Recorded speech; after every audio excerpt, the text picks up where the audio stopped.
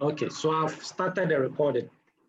Okay, so I'm going to project, share my screen, and then we'll look at the various things that we identified. So first, I'll share the summary, then I'll share the details, and then we would try to align the training objective to these things.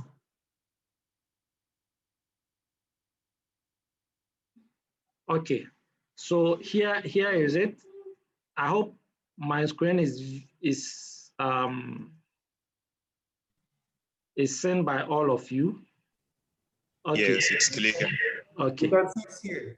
Okay, great.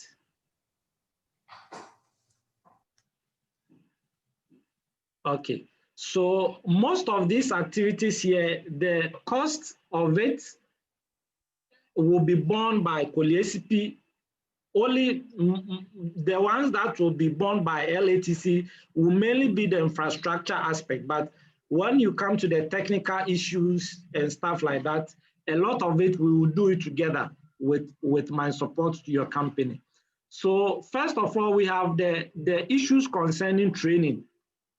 And in Global Gap, risk analysis is a very important thing, or risk assessment is one of the important things that Global Gap requires, because every decision that will be taken by your company in terms of food safety and good agricultural practices, every policy and procedure must be informed by a risk assessment. So it is important that we take a training on risk assessment. Then training on food safety and hygiene. Also, it is important that we take that training also.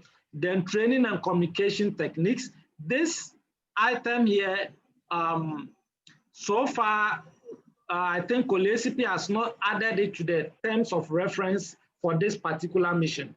So it means that there will be another opportunity outside this mission for selected staff of LATC to take this training, that is training and communication techniques. This is specifically for in-house trainers. So LATC will have an in-house trainers who will be trained in how to also provide training for other staff. But for now, this one is not part of the scope for this one yet. So later on, I think there will be the opportunity to take training on this. Then there will be also training on traceability and quality management. Okay, so basically these are the training things that were identified. Then when I held discussions with Barasa, it became clear that training is also needed in the area of integrated pest management. So I'll try my best to also provide that training along the way, integrated pest management. Okay, now also there is the need to design and redesign the pack house. Either we design a new pack house or we redesign the existing one to meet the requirement of Global Gap. Because during the assessment I did, there were a lot of non-compliances about the way the pack house is structured and how the operations take place there. So we need to look at this also. So my role here will be to present the concept to you, especially management of LATC. Then you can look at the concept and see which ones will be acceptable to you and which ones need to be adjusted. And then after you accept the concept, I can provide some guidance about the budget, how to develop a budget for it. And then you can proceed going forward from there. Then the mixing and filling area. Also, there were some non-conformities with that also. And we will also look at how we can design a new one or redesign the existing one to meet the requirement. Then the other aspect of the infrastructure also has to do with the sorting and grading area. So we need to look at how to improve the sorting and grading area and bring it into conformance with global gap requirements. Then we need also to look at the chemical and fertilizer store. We also need to look at the chemical and fertilizer store. And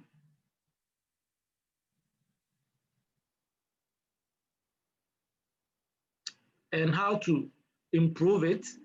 Then we also need to look at the generator housing. The generator housing wasn't really, it isn't really a food safety issue in the strict sense, but the way it was at the time, it has environmental consequences. And sometimes because the farmhouse runs on power, sometimes if there is power failure, it can also affect the way operations can go ahead. So we can look at it, but this is not that of an importance when we are talking about global gap. Then the toilet facilities, we can also look at that because according the global gap requirements, the global gap standard requires toilet facilities in the various fields. So we can look at the adequacy of the existing toilet facilities. Then the changing room for the workers also, we need to look at it because from what I saw, the changing room need to be brought into conformance with the requirement of global gap in the sense of providing local rooms for the workers. Then when we look at systems and procedures, first of all, we need to look at the labeling system for harvested produce because of the issue of traceability. Okay, so you are dealing with various crops harvested at various times, planted at different fields. So how are we going to ensure that there is no mix-up when this produce gets to the pack house or the packing area? So we need to look at the labeling system for harvested produce. Then we need to look at documented procedure for observing re-entry times. I saw when I came there that the documentation and record keeping of LATC Agro is on top. In fact, there is a lot to commend, a lot of commendable things about the record keeping system of LATC. And it is, I have no problem with that. The thing I observed with respect to the chemical application records was that there was the re-entry periods are not really documented, the procedure. And it was obvious to me at the time that people could easily violate re-entry times because of the lack of documented procedure for that. Then there was also no glass control procedure. There was also no accident emergency procedure. Metal control procedure, especially with respect to where the fresh produce are handled. Procedure for final produce inspection. So I saw that the produce are inspected all right, but the procedure is not documented. But Global Gap requires the procedure to be documented. Then complaint procedure. So in this case, we are talking about external complaint and internal complaint. External complaint in the sense of the customers who are receiving the produce, and internal complaint in terms of the staff who are handling the produce. Then pest control procedures also. So these were the procedures that we need to put in place. Then we talk about risk assessment. So we need to look at risk assessment for the production site, including the greenhouses. So I saw that the greenhouses were in shape. They were, every possible good agricultural practices are being observed in the greenhouses. But these things, even though they are good, there was no documented risk assessment because Global Gap requires the risk assessment to be documented. I know that all the things that are being done in all the greenhouses, they are based on sound reason of good agricultural practices, but we need to put them in documentation in the format which will be accepted by Global Gap. So we would work on that. Then hygiene risks assessment for the parking area. Okay, so there was no documented hygiene risks assessment. Then there was also risk assessment.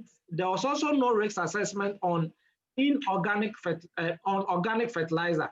Okay, because you are using some manure and stuff like that. We need to document risk assessment on these things.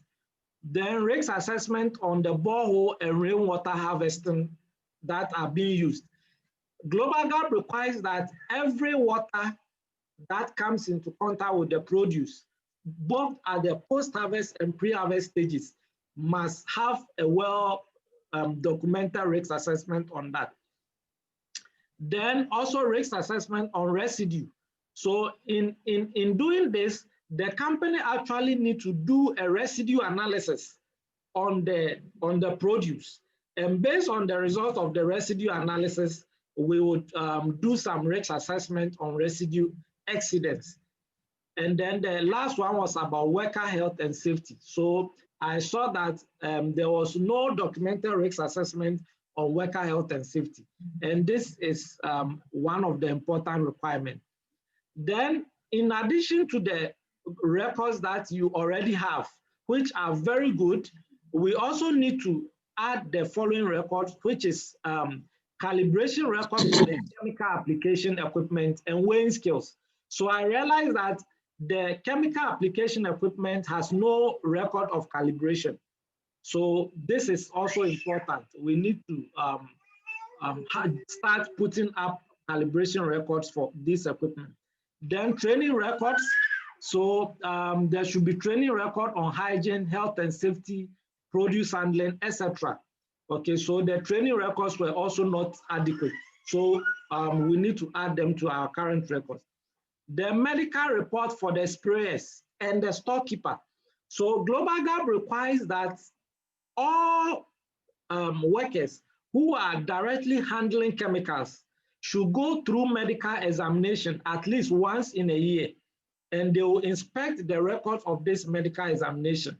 So I didn't see that, so it's important for management of LATC to take this into consideration. So this one is specific to workers who are coming into contact with chemical applications or chemicals. So we are talking about the sprayers and those working at the store, the chemical store. Then I also saw that there was the use of cocoa pit and manure application, but I didn't observe any records on these things. So we need to improve our record keeping by including these things. Then the plans and procedures or the plans and policies which need to be created. So we need a policy on integrated pest management, wildlife management. We need a policy on complaint. So in this case, we are talking about complaint from customers. How will the company handle customer complaint? We need a policy on that. We need a quality control policy. Okay, we also need food safety and hygiene policy. We also need an action plan for exceeding MRL. So once we are going to do maximum residue level test for the produce, we need to have a documented action plan which will be invoked whenever there is an exceedance of MRL. So we need to do a plan on that. We also need to do a training plan for the workers. That one is not a problem. I don't think we have a problem there, because even the training plan I've sent to you can be enough. When you go to the audit, you can show it to the auditor. Then we need to have a cleaning plan for food contact surfaces. So in this case, we are talking about the harvesting crates, the harvesting tools, and even the tables that are used in handling produce. We need to have a cleaning plan for that. Then we need to have provision of appropriate PPE to all the workers. So I saw that some PPEs are being provided. Most of the workers have PPEs, but I didn't see any documented evidence about these PPEs. So in this case, we are going to find ways of providing documented evidence. This is not difficult to do. Even the invoices of purchases should be kept as documented evidence. Okay, so this should be one of the things we will be looking at. Then when we talk about the certification and audit, at the time I did this assessment, we had the version 5.1.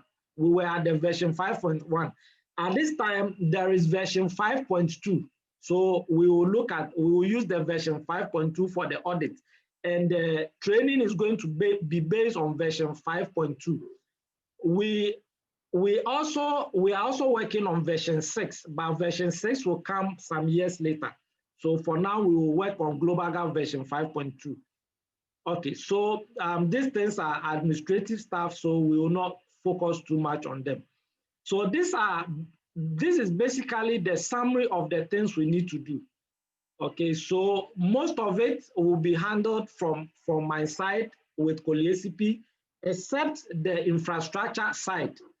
Okay, and the audit too, when you talk about the audit, GlobalGov, COLIECP will pay for the first audit. So your first audit will be paid for by COLIECP. And then after that, your company will pay for the renewal of the subsequent audit. So basically, most of the costs here have been taken care of. Okay, so you just need to invest in the necessary infrastructure like the pack house, the chemical store, the mixing and filling areas, and so on and so forth. Okay, so please, I want to pause here and if anybody has any questions or comments before we look at some details here again. Any questions or comments? Or if, because I did this 2018, maybe you have improved in some areas, you can also draw my attention to it, because this is 2 years old, and I know a lot of things might have changed since the last time I came there. Thank you, Charles. We really appreciate your contribution in putting us through this whole process. First, I think we have to share this document with us for us to have an in-house look over again, most especially on the infrastructure side, so that we know what to start to work on. Like already mentioned, a lot has changed since the last audit we came from in 2018. Again, when we have this document, we'll be able to give you an overview of what we have on ground as at today, in terms of structures, in terms of some of these trainings, what we have, in terms of documentations, what we don't have. All this will provide for you before the retraining starts in January, so that it can give you a better perspective of where we are as at today. How that answers your question? Yes, that does. Thanks very much for the input. Okay, so before I'll quickly move to the next step. So I'll share with you the training plan. The training plan I've already shared with Praise and those of us on the WhatsApp platform, but I would like to share it again so that we can align it to the objectives that we are looking for. So give me a minute, I would share the training plan.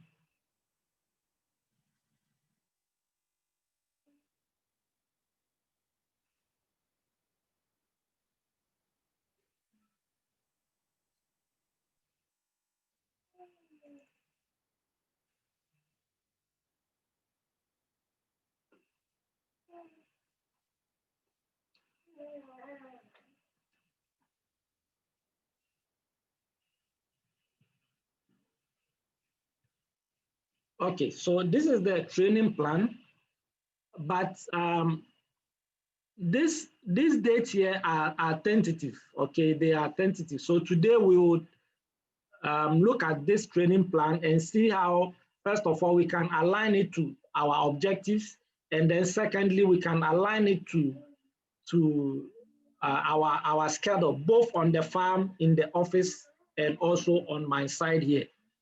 So initially, we thought we could begin the actual training today, but really it wouldn't be practical because we need to do this introduction first so that we can all come on the same page before we roll out the training. So we will look at it.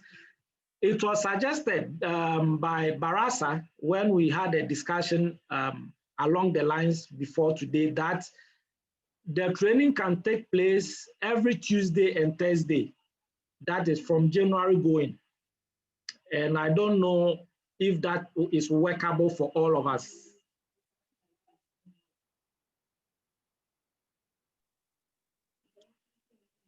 I think it's still a general agreement among us that that will be the norm. Or come again, please. I would suggest Praise answers this, but I believe it's still a general consensus that we'll be doing trainings on Tuesdays and Thursdays at 11 o'clock. Okay, yeah. Okay. So we can keep it at that. So it's only the dates that will change. I'll adjust it forward. So basically, in January, for next year, the first training was supposed to have started from on 5th. So I don't know whether it's okay for all of us to start on 5th or on a different date in January. Can you please push it a week more up so that we start on the 12th. 12th January. All right. Yes. Okay. 12th. All right. Yes. So that is great. Okay, so I think now we are setting on the date. So I want us to quickly go through the areas we are going to look at. But these areas we are going to look at is still open. Management can still suggest other areas to include. For example, the last time Barasa suggested integrated pest management.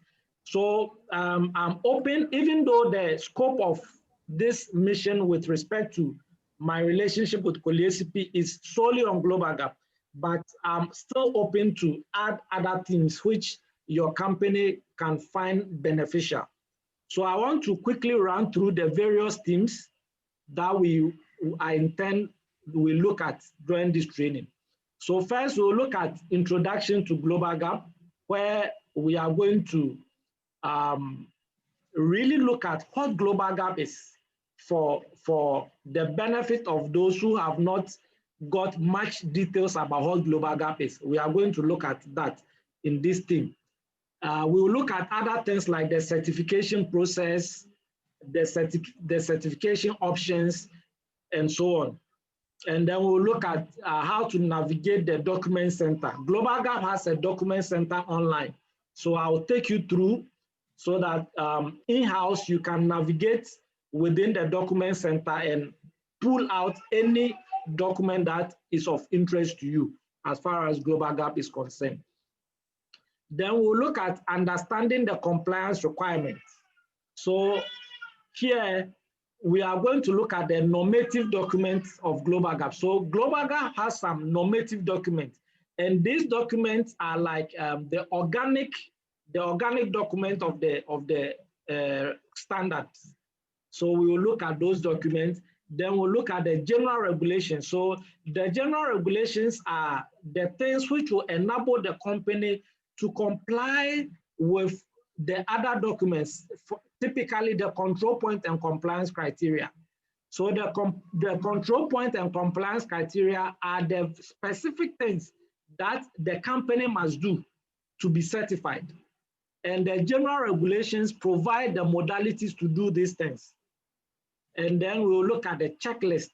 So the Global Gap has a checklist which the auditor will be using when they come to your farm or your company. So we'll look at this checklist and what it contains. And just to let you know that it is this same checklist which I used for the assessment in 2018. So we'll look at the latest edition in this training. Then we'll look at implementation options. That is the how to implement option 1. So there are about 2 options, okay? We have option 1 and option 2. Option 1 is for companies like LATC, and option 2 is for producer groups, okay? So we are going to look at how your company can implement option 1, which is basically for LATC. So under that option, we will look at self-assessment, how the company is going to conduct self-assessment. We will look at the various infrastructure needs of the company, and we'll look at traceability, we'll look at risk assessment, we'll look at plans, procedures, and policies. All the things that I identified in the needs assessment, we are going to see how the company is expected to implement these tests in the training. Then we'll look at the various tests, so for example, soil analysis tests, residue analysis tests, and so on. We'll look at these things. Then we'll look at the training requirements. What are the specific training which the company must give to workers? Okay. Then we'll look at record keeping, which I think for now your company is on top. So, but we'll still look at it in the perspective of global gap. Then we'll look at preparing for a global gap certification. Okay, so we are here is mainly going to be practical. So we are going to look at the very practical things that are in your company, which you need to, we are going to look at the practical things which your company needs to do, okay, to prepare yourselves for the audit. Because as I said, I'm hoping that if we are able to follow through as planned, latest by end of 2021, you should have your initial audit. And latest by first month in 2022, you should have your certificate. Okay, so we are going to look at the practical ways to prepare. Okay, so by doing that, we should be bringing the training to finality. And this final aspect of the training will also include coaching. So there will be a lot of WhatsApp interactions where I'll provide hands-on and practical coaching to various managers within the company who will be handling different aspects of the implementation program. And I'll be providing all this coaching till your audit takes place. And then when the audit is done and there are any corrective actions to be resolved, I'll come in also to provide the practical coaching in that respect. So basically, this is the outline for the training. Okay, so I'll end here and ask if there are any comments or any suggestions that should be taken care of.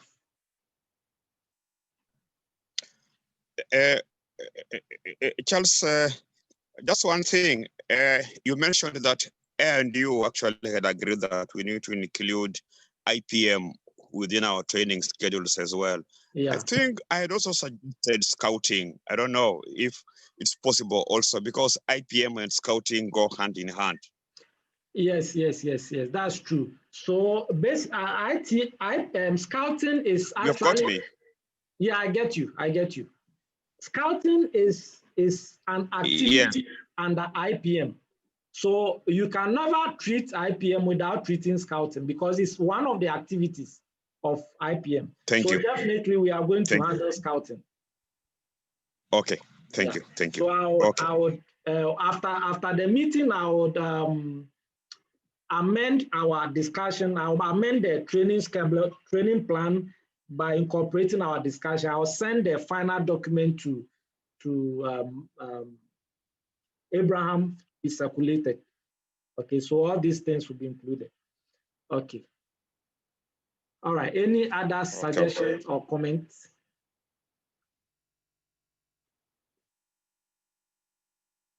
Okay, so let's proceed to the next stage. So now we are going to discuss the practical issues about the training. So this training is going to be virtual. I mean, under the circumstances, COLESIP is really not in favor of face-to-face training at this time. So all our training, both for this one and for other companies, as well as other training that COLESIP is handling, are all virtual training.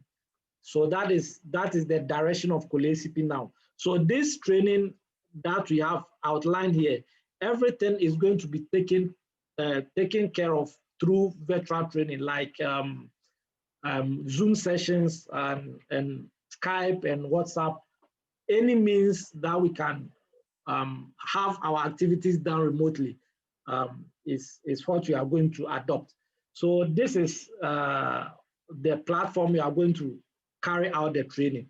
Now, this comes with some challenges also, as well as some responsibilities. And because this is a collective training or an in-house training for LATC, the management of LATC also need to provide some support for the participants who have been selected to take part in the training. So the participants need to have access to this platform, Zoom. They need to have access to internet, and they need to be given the time to participate in the training. So this is the responsibility of management as far as the training is concerned. And then for we, the participants, our responsibility is to make sure that we cooperate with management to be able to have this training done as expected. We need to participate fully in every session of the training as far as the training schedule is concerned. If there is going to be any changes, it will be agreed upon between us, either between all of us here or between myself and the management, and those changes will be communicated when it becomes necessary. But all of us must follow the training schedule and we must participate fully in it. I would like this training to be as practical as possible. Okay, even though I have been to your company before, a lot of things might be different since the last time I came there. So I expect all of us as participants to approach this training from a practical point of view. Okay, so in essence, I'm just going to facilitate what you are doing already and bring it in line with the requirement of Global Gap. Okay, so this is my expectations. And then you also take a pre-training assessment. I have received the email for all of you that have been selected to participate in this training. So I'll send you an email with the pre-training assessments where I'll ask about your expectations of this training. So please make sure you complete the pre-training assessment. Then I'll also send you all the relevant documents and standards which we are going to use for the training. So I'll send it to you. I'll send either through Google Drive. If the documents are so large, I'll send a Google Drive link, then you can download it. And participants are expected to at least take a glance at these documents. For example, I'll send you the Global Gap checklist. I'll send you the normative document. I'll send you some of the general regulations. So you can take a glance at these things before the training starts so that we can be on the same page when I'm talking about certain things. So maybe occasionally, Wester, the COLESIP project manager, may want to join us in any of the sessions, depending on his availability. And when he communicates that to me, I'll also communicate to you accordingly. So basically, this is how the training is going to look like. Thank you, thank you. Thank you, Charles. Actually, I've heard you loud and clear. Okay. So at this time, do we have any questions, any comments, or any suggestions so far? Yeah, thanks, Charles. Thank you again for your time. Like we said, this is going to be an introductory discussion. We await all the documents you're going to share with us. And I will encourage all team members to please take time, like you suggested, to go through their mails, to go through all this pre-read before our next meeting. And I'm sure by the time we have some of these informations we're talking about, we will be able to come around to tell you, maybe we need one of these two more, just like Barasa suggested about IPM, or maybe we want one or two more, or some other suggestion that might come up. Okay. But as it is now, I think we're fine. This is looking good. I can assure you that we're so committed for our GAP certification. Okay. And I'm happy you are mentioning that by the last quarter of 2021, we should be talking about our first audit, and maybe the first quarter of 2022, we should be able to get our certification. I think it's a good time. It will be a good time. We think that 2021, we're expanding our farming operations. We have 4 greenhouses as of today. We're bringing in another 16 greenhouses latest around April in the year 2021. So this is a good time because the volume at that point in time, we're not looking at satisfying local market alone. Okay. We want to do some class of other businesses. So, and we know we can't do all these businesses without this certification. So yeah. I think it's coming at the right time. And I think it's a good thing for the whole team members that will be involved in all the project management, production, commercial, and all this process, to be able to have gone through this training you are talking about. It will give us a leadway to be able to know the right thing to do.